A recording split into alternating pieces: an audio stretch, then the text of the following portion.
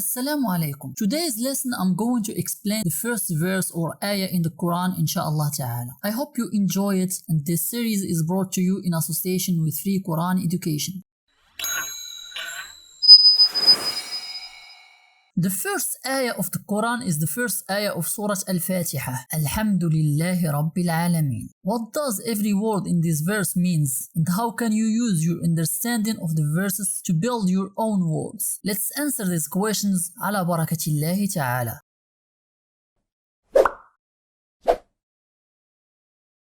The first word in this verse is Alhamdu. Is a combination of the definite article al and the noun hamd. In Arabic, almost every noun has roots of 3 letters. There are some rare cases when you can find a noun that has roots of 4 letters or more. Anyway, the word hamd consists of 3 letters. So automatically those 3 letters are its roots. But what does hamd means? Hamd is a word that means a praise. You can make verbs by those letters like hamida. We can make an active participle like hamid. We can make another verb like hammada, which means to praise highly. And the name Muhammad was derived from this last verb. So alhamdu means the praise. But the praise to who? To Allah, right?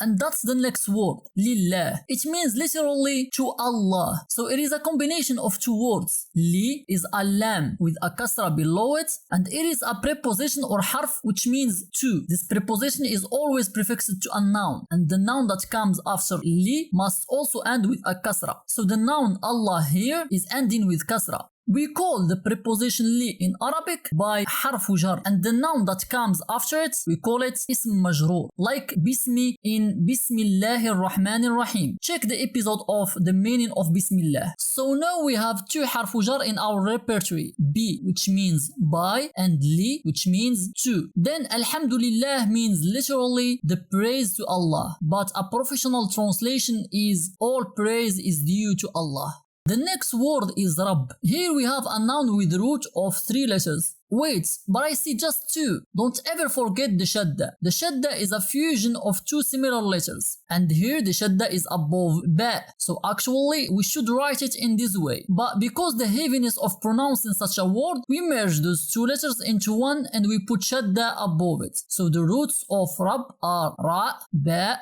and ba. This word alone means the carefulness and the control, but usually you can't find it alone. Always a noun comes after it. If you call someone by Rabb of something, you mean that this person is master of this thing or his owner. Like Rabbul Bayt, master of the house, who is often the father, so it is a masculine adjective. If she is the mother, we call it Rabbatul Bayt, also means master of the house. But because mother is feminine, we add at-ta al-marbuta or the tight ta in the end. Check the episode of Introduction to Surat AlFatiha. So when Allah describes himself by this word, he means that he is a master, a lord. But a lord of what? The answer of this question leads us to the last word, Al-Alameen. Al-Alameen is a combination of 2 words, Al, which is a definite article, and Alameen. Alameen is the plural of the noun alam, so we add ya and noon to its end to indicate that it is a plural. This way of converting singular nouns into plural is called by the sound masculine plural or jam' mudhakkar salim.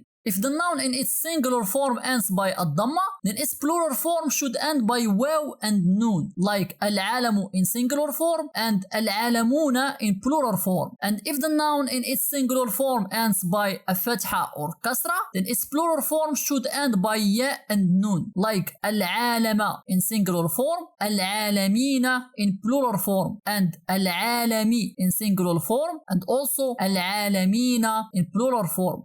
To know whether or not this way should be used, some conditions must be met. First, the noun should be proper. Second, the noun should be masculine. Third, the noun should be for rational, I mean for human being. Fourth, the noun shouldn't have a tight ta in its end. And finally, the noun shouldn't be compound. And if we want to use this method for adjective, this adjective should be masculine and for a rational. An example for noun is Ahmed. This is a proper noun, masculine, for human being, it doesn't have a tight ta in its end, and finally it is not compound. So I can use the sound masculine plural, and then its plural form becomes أحمدون. Another example is Zaid. This is a proper noun, masculine for human being. It doesn't have a tight ta in its end, and finally it is not compound. Likewise, I can use this method, and then its plural form becomes زيدون. Examples for adjectives are مهذب, مشهور, and ناجح. They are masculine and for rational, for human being. So their plural form are مهذبون, مشهورون, and ناجحون.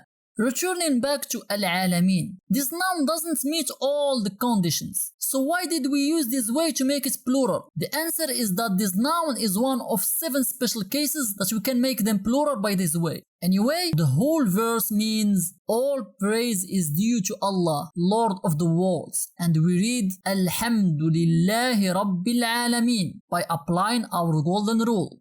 Our lesson will end here. I hope that you enjoyed this series, and if you have any question, don't hesitate to write it down in the comments or send it to me on my Facebook or Instagram. See you next time.